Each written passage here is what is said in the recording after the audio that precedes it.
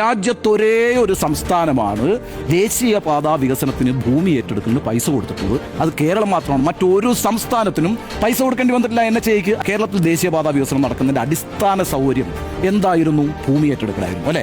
ഭൂമി ഏറ്റെടുക്കലിന് 20,000 കോടി രൂപയാണ് പ്രാദേശികമായിട്ടുള്ള റോഡ് വികസനത്തിനടക്കം. ഭൂമി ഏറ്റെടുക്കലിന് 20,000 കോടിയാണ് കിഫ്ബിയിൽ നിന്ന് ചെലവഴിച്ചത്. അതിൽ 6,300 കോടി രൂപ എന്ന് പറയുന്നത് ഈ ദേശീയപാതാ വികസനത്തിന് ഭൂമി ഏറ്റെടുത്തതാണ്. അതിന് കാര്യം എന്താ അറിയാം? കേന്ദ്ര സർക്കാർ പറഞ്ഞത് കേരളത്തിൽ ഭൂമിക്ക് വലിയ വിലയാണ് എന്നാണ്. ശരിയാണെന്നേ, കേരളം ഒരു ചെറിയ സംസ്ഥാനമാണ്. അവിടെ ഞാൻ നോക്കുമ്പം സ്ക്വയർ കിലോമീറ്ററിൽ നമ്മുടെ പോപ്പുലേഷൻ ഡെൻസിറ്റി എത്രയാണെന്ന് പറയുന്നത്? 860. Population density per square kilometre 860. അത് നമ്മുടെ തൊട്ടടുത്ത സംസ്ഥാനമായ തമിഴ്നാട്ടിൽ 555.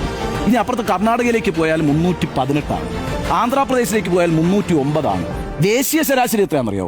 380. രാജ്യത്തെ ദേശീയ ശരാശരി എന്ന് പറയുന്നത് പെർ സ്ക്വയർ കിലോമീറ്ററിൽ 380. കേരളത്തിൽ തന്നെ ഏറ്റവും പോപ്പുലേറ്റഡ് ആയിട്ടുള്ള സ്ഥലം, അല്ലെങ്കിൽ ഡെൻസിറ്റി ഓഫ് പോപ്പുലേഷൻ ഉള്ള സ്ഥലം തിരുവനന്തപുരമാണ്. അവിടെ സ്ക്വയർ കിലോമീറ്ററിൽ എത്രയാണ് ആളുകൾ താമസിക്കുന്നത് അറിയാം?